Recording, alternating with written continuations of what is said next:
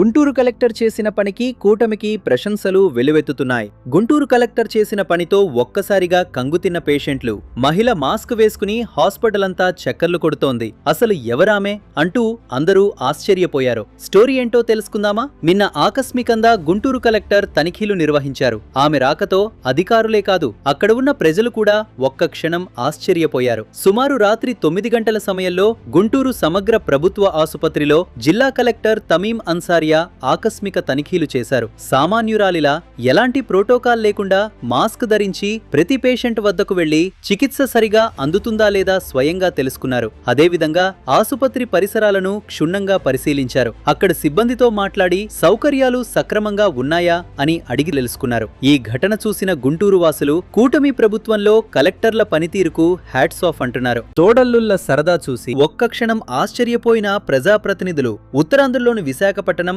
Araku parliament సెగ్మెంట్ల ప్రజాప్రతినిధులు మరియు వారి కుటుంబ సభ్యులకు మంత్రి నారా లోకేష్ బుధవారం ఉండవల్లి నివాసంలో విందు ఏర్పాటు చేశారు. ఈ విందు ఎంతో ఆత్మీయంగా కనుల విందుగా సాగింది. సరదా సంభాషణలతో అక్కడ నవ్వులు విరిశాయి. ఈ కార్యక్రమంలో విశాఖపట్నం ఎంపీ మతుకుమిల్లి శ్రీభరత్ కూడా పాల్గొన్నారు. ఇక్కడ ఆసక్తికర విషయం ఏమిటంటే నారా లోకేష్ గారు మరియు శ్రీభరత్ గారు ఇద్దరూ నటసింహం నందమూరి బాలకృష్ణకు తోడలులు. ఈ ఇద్దరి మధ్య జరిగిన సరదా సంభాషణలు, నవ్వులు చూసి అక్కడ ఉన్న ప్రజాప్రతినిధులు కూడా ఆశ్చర్యపోయారు. తోడల్లు చూడముచ్చటగా ఉన్నారు అంటూ కామెంట్స్ చేశారు. అతిథులకు మంత్రి నారా లోకేష్ స్వయంగా భోజనం ప్లేట్లు అందించారు. నియోజకవర్గాల అభివృద్ధి సమస్యలపై ప్రజాప్రతినిధులు ఇచ్చిన గ్రీవెన్స్ స్టేటస్ రిపోర్ట్లను వారికి అందజేశారు. మహిళలకు తన నియోజకవర్గంలోని చేనేత కళాకారులు నేసిన మంగళగిరి పట్టుచీరలను చిరుకానుకగా అందించారు. వైసీపీ పేటీఎంలకు పేమెంట్ పెంచారా? ఇది నేను చెప్తున్న మాట కాదు, సోషల్ మీడియాలో వినిపిస్తున్న కూత. అసలు ఏమైంది అనుకుంటున్నారా? రండి చెప్పేస్తాను. జగన్ కు సానుభూతి తెలిపే ఓ యూట్యూబ్ జర్నలిస్ట్ చంద్రబాబుకు ఉప ప్రధాని పదవి, నారా లోకేష్ కు ముఖ్యమంత్రి అంటూ యూట్యూబ్ సోషల్ మీడియాలో ఓ వీడియో విడుదల చేశాడు. అయితే ఈ పేటీఎం వీడియోకు సోషల్ మీడియాలో వెంటనే కౌంటర్లు మొదలయ్యాయి. మనోడు లోకేష్ చెప్పిన మాటలు విన్నాడో లేదో తెలియదు గాని ఇలాంటి వీడియో చేయడంతో భారీగా ట్రోలింగ్ ఎదుర్కొన్నాడు. ఒక్కసారి అసలు వీడియో ఏమిటో చూడండి. కానీ ఆంధ్రప్రదేశ్ రాష్ట్ర ముఖ్యమంత్రి పదవిని కూడా నారా లోకేష్ చేతిలో పెట్టడానికి సంబంధించి నిర్ణయం తీసేసుకున్నారు ఆంధ్రప్రదేశ్లో కూటమి నేతలు, ప్రధానంగా చంద్రబాబు నాయుడు. చంద్రబాబు మదిలో ఉన్న ఆలోచన ఏంటంటే భారతదేశానికి ఉప ప్రధాని కావాలి అని. క్యాబినెట్ మంత్రిగా ఉండటం కంటే ఉప ప్రధానిగా ఉంటే తన రాజకీయంగా తన చివరి దశలో గౌరవంగా ఉన్నట్లుంటుంది అని ఆయన భావిస్తున్నారు. ఢిల్లీలో జరిగిన ఒక ప్రోగ్రాంలో లోకేష్ ను ఓ జర్నలిస్ట్ ప్రశ్న అడిగారు. చంద్రబాబుకు ఢిల్లీలో పెద్ద హోదా ఇస్తే రాష్ట్రంలో మీరు ముఖ్యమంత్రి అవ్వొచ్చు కదా అని ప్రశ్నించారు. దానికి లోకేష్ ఇచ్చిన సమాధానం చాలా సింపుల్. ఢిల్లీ పాలిటిక్స్ మాకు వద్దు, గల్లీ పాలిటిక్స్ చాలు అంటూ నవ్వుతూ చెప్పారు. Why he should get a better and a bigger role in center and that you might then become the chief minister. Well, we are all gully politicians and we enjoy gully politics and not Delhi politics.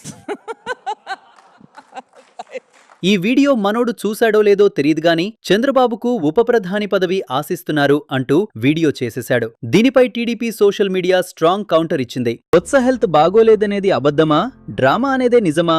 ఇప్పుడు social మీడియాలో వినిపిస్తున్న మాట ఏమిటంటే అందరూ అనుకున్నట్టే జరిగిందట.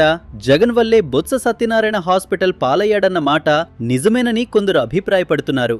దానికి గల కారణం ఏమిటంటే టీటీడీ లడ్డు కల్తీ అంశంపై చర్చ మొదలయ్యేసరికి దానిపై అబద్ధపు ప్రచారం చేయాలని జగన్ బొత్స సత్యనారాయణపై ఒత్తిడి చేశారనే ప్రచారం జరుగుతోంది. కానీ దేవుడి విషయానికి వచ్చేసరికి బొత్స మాత్రం దానికి ఒప్పుకోలేదట.